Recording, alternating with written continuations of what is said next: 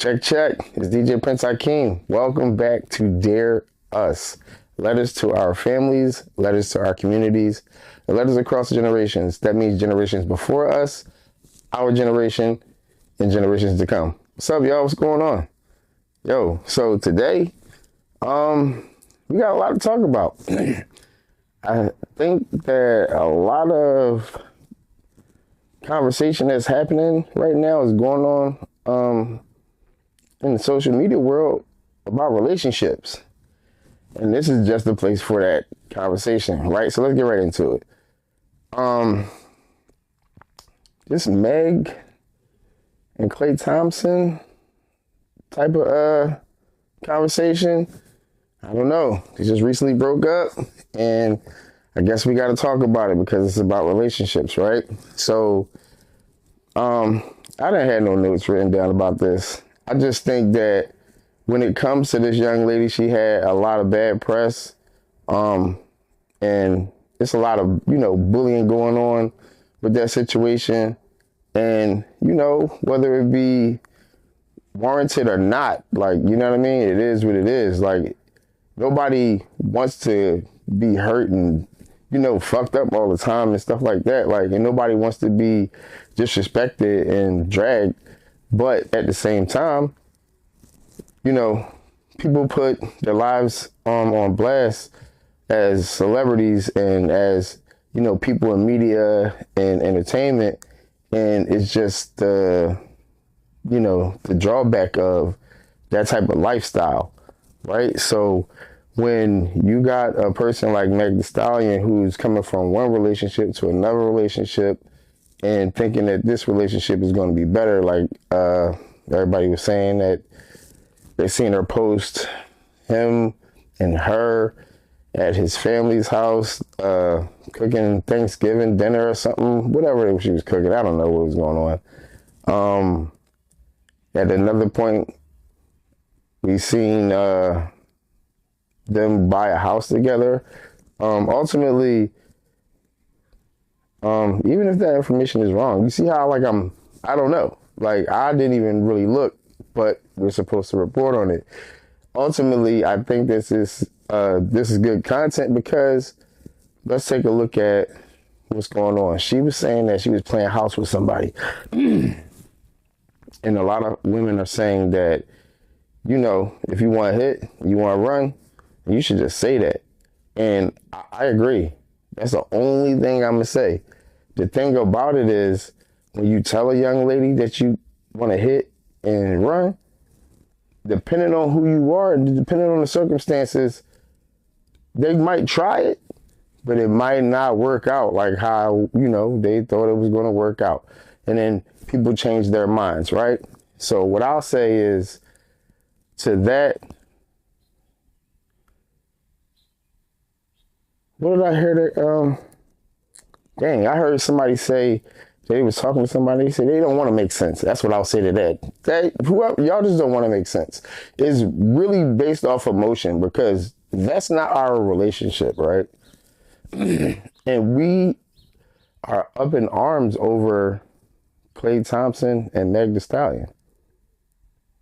And it's like, do you see yourself in that situation? Or do you hope that it would have worked out for her like a Sierra or something? And, Russell, like what was it? I don't know. Why are we up in arms about this? But we're going to talk about it. I'm hearing people say that as it relates to Klay, they didn't know who he was before she came around. And that's to females. He first ballot Hall of Famer, yo. Like, he about to, yeah, he's going. So we know who he is. He's, you know what I mean? Like, it's still world renowned Klay Thompson. But at the end of the day, you just don't know him because he's not Steph Curry. But we know him. And when it comes down to it, it's like who he is and what he's searching for, I agree, should have been a conversation in the beginning. However, what do we know? It's not our relationship. We just know what these people post or what they say. But what I will say is, as it relates to Clay, bro, he had the free Tory joint on. I feel like I was like, yo, this AI. I just asked everybody I seen, like, yo, this real? Like he wore a free Tory shirt, bro. That's a lot. that's a lot. That's a lot. Like in the time that we in right now, and how we know everybody's sensitive, I think like to wear that, John. I don't know. Why would you do that? You know what I'm saying? So this young lady said this man cheated, or allegedly that's what happened. And I agree. Like if you want to cheat, you can just say, you might as well just dead the relationship. Anything I think, for me personally, that I step out of, I can definitely walk away from. And I think that's what some people were saying. Like the fact that he stepped away from her shows how serious that he wasn't. And, which is, unfair to her, but it's like, you gotta know your audience. You gotta, like, I get what people tell you, but you gotta also look at people's behavior. You know what I'm saying? Like, okay, let's get to the real topics. So while we're talking about Meg and Clay, we gonna ask the question, what's considered cheating? Yeah, that's a good one, because when it comes down to it, you might have an emotional affair outside the relationship. You might have a sexual affair outside the relationship, but what's considered cheating? I think that what cheating is anything that each of you do outside of your relationship that you cannot or would not tell that your significant other. So if you talk to this girl, or you talk to this guy, you know what I mean, 4 or 5 times a week, and you say, yo, you really talk to him like once a month, that's cheating. That's not fair. It's just unfair. I'm gonna look at it at that, like real time. I'm gonna look at it like that. Like it's cheating. It's unfair. Unfair something that happens between two people. Like, because if I'm outside, and this happens often, and y'all listen, y'all do it too. Look, if you go outside your relationship to Applebee's by yourself without your significant other, or you by yourself at your favorite restaurant, that's cheating too, especially if you don't tell them. Like, let's be honest, because at the end of the day, like, you got to think about, like, how would you feel if someone did that to you? Literally just going to Applebee's. Like, and I don't eat at Applebee's. I actually don't like anything on that menu. But that's just an example. Whatever favorite chain restaurant or whatever fancy restaurant y'all go to, could you imagine, like, your significant other going to take themselves on a date and you don't know about it? That for me personally, that's a conversation. It ain't nothing. You're supposed to do shit like that. But it's just a conversation with me, and everybody's happy. But that happens. You know what I'm saying? Let's take it back a couple weeks. If you go out and take yourself out on a date to, say, an Usher or Chris Brown concert, that's not cheating, because you at a concert. You probably told your significant other that you're going to the concert. But I've seen people say, I'm turning my phone off. I don't want to have them keep tabs and feel guilty, which I don't get it. I don't get it. I understand, but I'm going to just stand on my side. I don't understand. Like, I understand, but I don't agree. So, I've heard people say, I'm going to go and I'm going to talk to that person the whole time. You know what I'm saying? I'm going to FaceTime, because he probably put in on the tickets or paid for them Chris Brown or Usher tickets. You know what I'm saying? But we talking about cheating, right? So that's not cheating, because it's a concert. But if Usher or Chris Brown come and pick you out the audience to sing to you, let's talk about that. Is you letting Chris Brown kiss you? Is you gonna let C Breezy, like, you know what I mean, give you the why is he yo, I don't know how many people, but that's kind of wild. You kiss a couple people, but is you letting Chris Brown kiss you in front of the whole, arena? Everybody's saying it's a once in a lifetime opportunity. All right, maybe that's too far. Maybe that's definitely cheating. But here come Usher with these damn cherries. And it's assorted fruit, bro. Is you eating the cherries?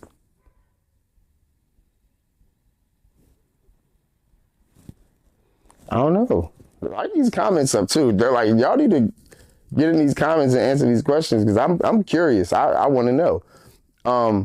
I've heard a lot of females say that, they gonna eat the cherries. It's a once in a lifetime situation. Like, you know what I'm saying? It's not cheating. It's a once in a lifetime situation. And then I heard another female flip it around and say, yeah, but what if it was Beyonce or Janet Jackson? Did you let your man go on stage? And half the room probably like, yeah.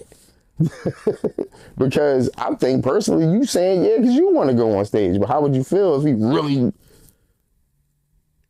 really got picked out of his dumb goofy behind, got picked out of the crowd and to go on stage? Some females think like that's like synonymous to strip clubs and stuff. Like, man going to strip clubs. You cool with him going to strip. You ain't bringing her home. It ain't real. That's cool. You know what I'm saying? I think a lot of females did say that. But as it relates to, is it cheating? Like I said before, that's a conversation. You got to know your person. That's the thing that you got to talk about. You know what I'm saying? Those are things that Megan Clay Thompson talked about.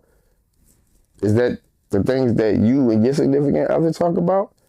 Like, you probably talked about it because it came up on social media, but there are other conversations that you can have that help you better understand your person. Like, where are we going for Christmas? Are we celebrating Christmas? Where are we going for Thanksgiving? Whose house we going to be at?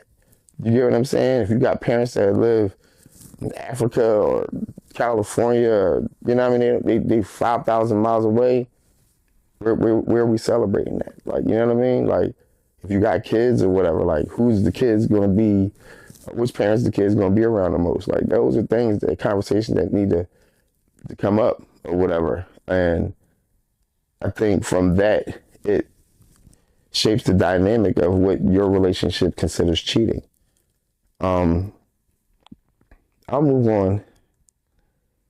Like, for me, I think that when a woman, like, ain't who I think she is, I'm hurt about that. Like, because I'm the type of person that you can be really honest with. You know what I'm saying? I think in my life, like, my dad is like a super big role model in my life. Like, he came to get me from living with my mom at like, what, 9, 10 years old. And I had to live with him, like, on some Boys in the Hood stuff, like, because there are life lessons that nigga needed to teach me. My dad is my hero, like, by far. He is the man, like, for sure. There are people who don't fuck with him, and that's cool. But I know that nigga really the shit, like, you know what I mean? So when it comes down to him as my role model, I think men like my pop old as shit, like, he like 70, maybe, almost. No, he probably 60, 66. That's so old anyway. I hope to get to that age. But the thing about it is, he come from an era where he was raised to, get married, provide, be a leader, and you know what I'm saying? All the things that it seemed like Meg and Clay was doing when they was playing house. But It's just that things are so fast right now, so it doesn't look like what it was in the back. I mean, back in the days, it was just how you were supposed to be. How my pop raised me is amazing. I know everything that shaped me was from me watching him. It's important for men to have male role models, right? And we learn certain things from these men. And it's not like all good. It's important for young boys to see their fathers or their male role models make mistakes. Like, if you're my dad, right, and you make a mistake, what you think I might do? It's in my genes that we are like, we have similar things. We might even have similar thought patterns and things of that nature. So with that being said, I got to see him make mistakes, and I got to see him be resilient from that. I got to see him bounce back from those mistakes so that I know what I'm supposed to do if ever I come across a situation or something like what he came across. You understand what I'm saying? Like, when it comes to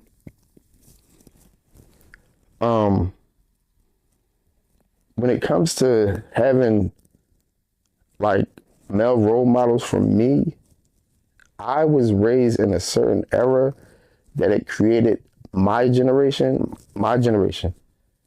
We are actually red pill thinkers. Yeah, we need to take accountability for that. We saw our parents make mistakes, especially these guys. Like, you know what I'm saying? Like, a lot of guys was raised by moms. It was too motherly, like, you know what I'm saying, in their life, growing up, being raised. So, they came out being weird in the sense of what we think a man is supposed to be today. You understand what I'm saying? Even me, I think, that's what my dad came to get me for, because I was being mothered too much. And I agree, because at the end of the day, when I moved from living with my mom to moving with my dad, I realized, like, I don't know a lot of stuff. And it's just like, maybe she second guessed and she didn't think to teach, or she didn't, you know what I'm saying? Or I don't know, whatever. But it's something that my dad saw in me that, I got to teach him this and I got to show him that. I got to show this boy the ropes so he don't go out here and get his head knocked off. Like, you know what I'm saying? Or at least got to show him how to defend himself, something. So when it came to, having a male role model in my life, I seen this nigga make mistakes.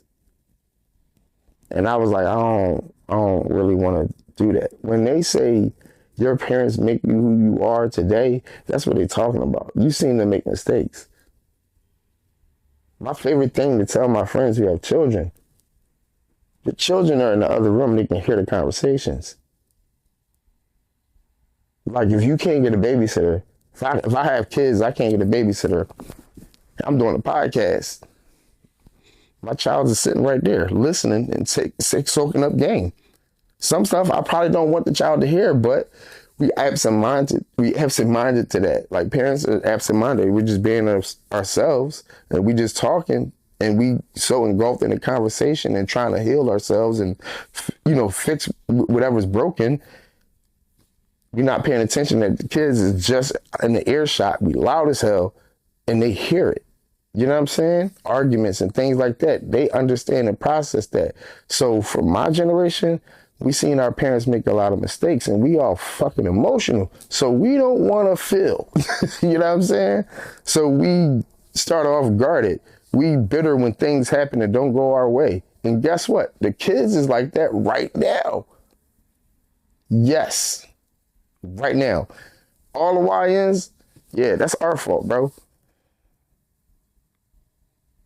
That's our fault. All my young boys is cool, but they don't mean nothing. I feel like I could reach more. Like, swear to God, like, all my young boys is doing way better than me.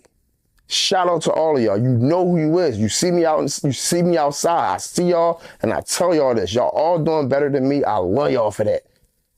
But I feel like there should be more people that's putting out that type of energy. It should be more of us that's doing better. We ain't gonna come up with this Megan Thee Stallion, because that's what it sounds like. That's what its name should have been. They didn't even get to that part yet. Megan Thee Stallion and Clay Thomas situation, it shouldn't even be things. We shouldn't be debating Usher and Chris Brown conversations or whatever. The reason why is because we ain't have these talks growing up. We don't know. You know what I'm saying? Which brings me to my next topic.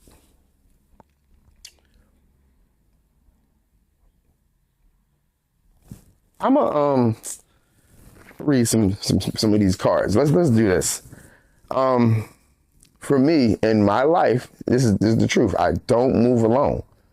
I've built a round table of people who I trust in my circle, who I would ask for advice and blindly follow that. Like, I was raised to like pray about something and then listen through people. Like, literally just had that conversation with my pop the other day. But, you know, he like, yo, God going, I don't want to get preachy, but God going to talk to you through people. So I talk to people. I don't mind telling my round table my issues and my problems, because each person in this round table is important in their own life. They lead by example. They are bosses in their own right.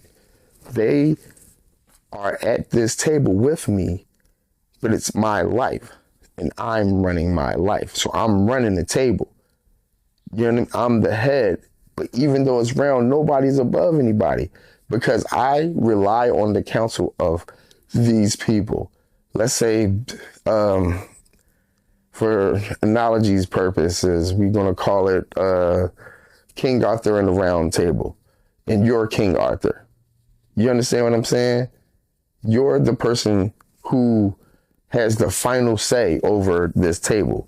Each role at this table has to look at life through a certain type of lens. Remember, these people run their own countries. They run their own worlds. They run their own governments. You know what I mean? So you have a person who has wisdom at this table, who looks at the world through wisdom.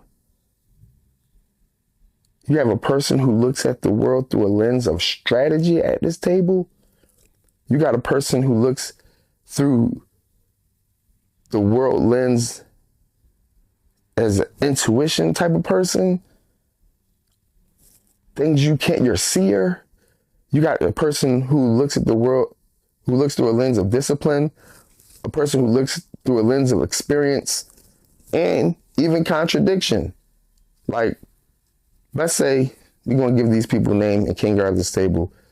We got Lancelot, who's the knight, right? Lancelot is the knight that he enforces discipline. He the one that's going to move first. You talking about it too much, I don't think I just go. We all got that friend that's like that. You know what I'm saying? We all got that one homie who like, oh no, you ain't gonna do it, I'm gonna do it. They're a little fly off the handle too. We got Merlin. Merlin is a magician. Merlin is your intuition. He's the seer. That person at that table see things. He lives in a world where he see things before they happen. Everybody don't live like that. Everybody don't just jump to conclusions and assume things, or just like guess out. I think we should go left. I think we should do this with our stock. I think we should do this with our, you know what I mean? I think we should start a podcast. This is your Merlin person, the person who's going to be a seer.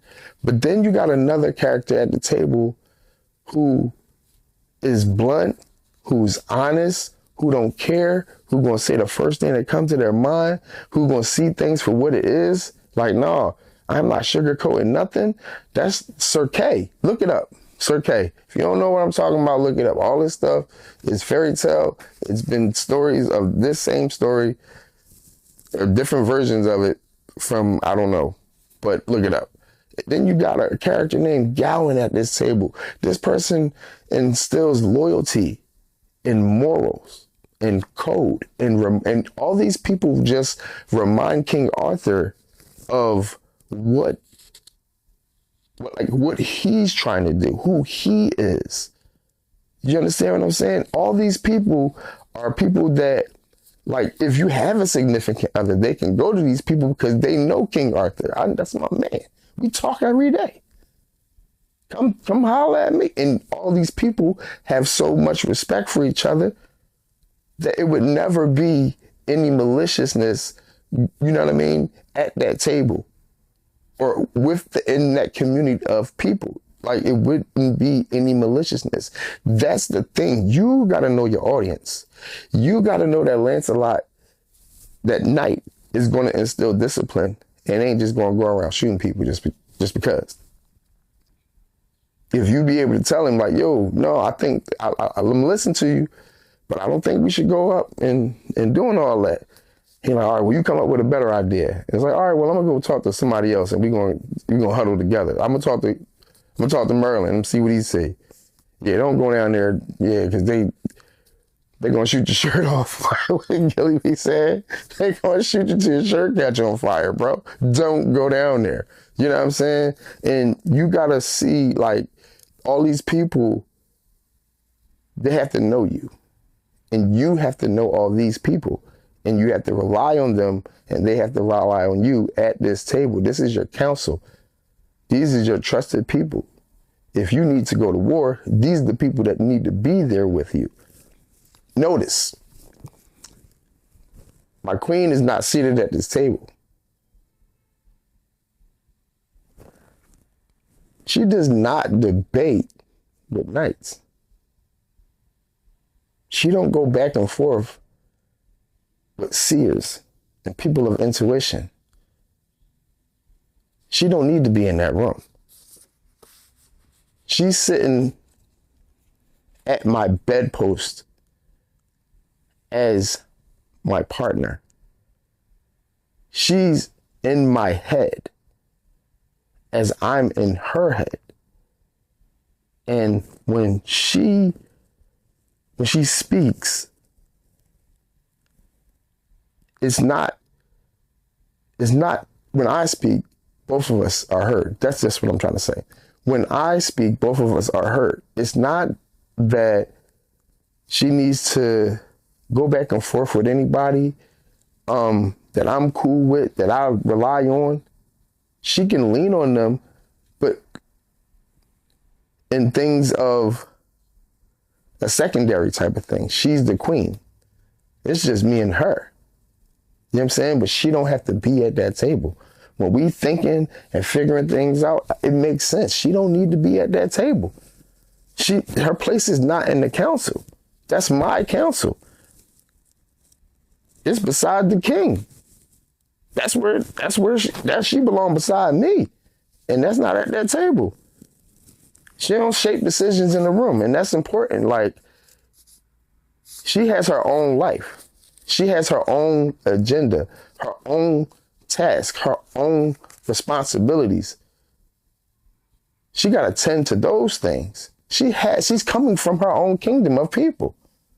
Do you understand? Like, she's coming from her own royal family to even, but you should know this. You got to know your people. You got to know your audience. You got to know who your right-hand man is. You got to know who that last person, who that voice of reason. You got to know who your lady is. Like I said, when a woman ain't who I think she is, I'm hurt about that because I rely on a certain group of people. Yo, my woman is going to have to know who I am. She has to know how I move and how to protect me. And vice versa. I want to understand how she thinks, what hurts her, what makes her uncomfortable, what makes her feel good. Vice versa. You know what I mean? Like, when it comes down to this, you got to even pay attention to a person's like mom and dad. Who is that person's go-to person? Who is his go-to person? Who is her go-to person?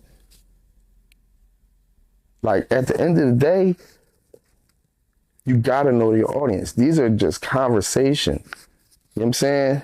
And it's not, for me, it's not about like ego, but it's about responsibilities. Like I built something that requires me to move a certain way. You know what I'm saying? Like it really requires me to move carefully, and sometimes it requires me to move, not so careful. I gotta, like I said, sometimes your man say, yo, we gotta just go. Well, I'm gonna do it. You see what I'm saying? It's just, so the person with me, they just gotta understand that the world I come from, they gotta understand that world. And then I think that the person with you gotta understand the world that you come from. You know what I'm saying? Like, it's just a conversation. We need to be having more conversation. These joints need to be on the table. If you want to do what you want to do, just say that. That's what the ladies are saying. I understand. But you talking to niggas, they ain't talking to me. I don't move like that. I don't know why. I paid attention to my mom. Which brings me to another thing. My cousin asked me the other day, I wasn't even gonna bring this up, but he asked me, what do I think is a black queen? Who do I think is a black queen? And I was like, Tiana from Princess and the Frog. But then he he stunned on me. He was like, yo, I think my mother is a black queen. And I was like, dang, I should have said that. But I did say my sister because I know who she is. And I think that, and I tried to explain this to this fool, but he just was stuck on, he knew what he was going to say. He cooked me. But our mothers, right? Even our sisters, they love us unconditionally. You know what I mean? When it comes down to a woman loving on a man, like that's not romantic, like your mother, and they love you unconditionally. So if you make mistakes, it don't matter. But your queen, she's gonna have expectations from you. You know what I'm saying? She's gonna love you with a few conditions. Like, you can't have somebody in your round table that's not for everybody. You know what I mean? She gonna look at that. She come from some, like, if like I said, look at the mom, look at the dad, they should come from something.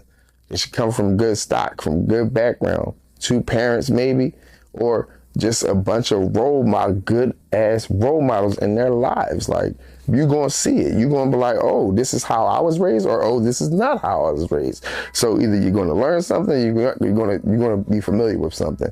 But it is what it is.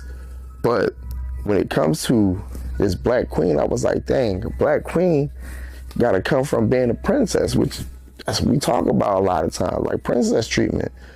You gotta have gone through something to be a queen. You know what I'm saying? Like I was trying to read off this analogy about like fairy tales, and when it comes down to it, most people, when they reading the fairies, they skipping the steps. Y'all are skipping the steps. You're just thinking princess treatment is it's like hidden responsibilities with that. You know what I'm saying? It's like a mental fortitude that you have to have, that's required in order even to be a princess, to move into a queen, to ruling kingdoms. You know what I'm saying? Like, to amass like a bunch of lives, like you, your kids, your friends, your family, everybody great. It's like, you gotta handle disappointment. You know what I'm saying? You gotta delay gratification. You gotta face rejection, self-improvement. You gotta have accountability and humility. You know what I'm saying? Like, if we run down the princesses, like from Cinderella, or what's her name, Mulan, or Tiana, Princess and the Frog, it's my joint. Like, I like making analogies. I'm the analogy king. We gonna do this all day. But when you look at Cinderella, she wasn't pampered. She was emotionally abused, overworked, and she was isolated and talked down to. She was overworked and emotionally abused in her daddy house. That was her daddy house, y'all. That's the part of the story we forget. Her evil stepmother was doing all that in her daddy house. When it come to Mulan, she ain't fit the princess mold. She had to go to war. You know what I'm saying? Or so she thought. And she had to learn, like, life in a way that she failed socially. She faced death. They was gonna kill her and her family for how she moved. You know what I'm saying? And when it come to it, she had to rebuild herself through discipline. Like, when it comes to discipline, it's not just a guy thing. It's a people thing. My woman gotta have discipline. Well, she gotta be working on that bitch. Like, she gotta have discipline. So, when you moving along, you think about the Princess Tiana. She worked nonstop. She had multiple jobs, no shortcuts, bro. Like, we know the movie, but she earned everything. You know what I'm saying? She earned everything. She had to go through a lot to get there. Even with the Frozen thing with Elsa and all of them, they was in isolation, man. Like, when it comes down to this stuff, like, I think in this round table thing, in this fairy tale land that we try to build called relationships, the king gotta be a certain somebody. He gotta have that round table. He gotta have a bunch of respectable guys, even some disrespectful guys, even down to people who don't agree with him all the time. He don't agree with all the time. You're not like one person that's just thinking outside the box type of thing. Not nobody hating or nothing like that, but you gotta be with the females. As far as my woman, my queen, she been through something. And I think about what my cousin said. My mom been through something. My sister, they been through something. And they still came out a shiny ass penny. Like, I'm talking about shiny. You know what I mean? They ain't bitter. They didn't hold resentment. You know what I'm saying? They didn't hold no grudges. They still was themselves. Even through me seeing them make mistakes and go through things, and even some of them things that they went through, they instilled fear in me. Remember, we red pill. It's basically niggas is scared. You gotta stop moving scary.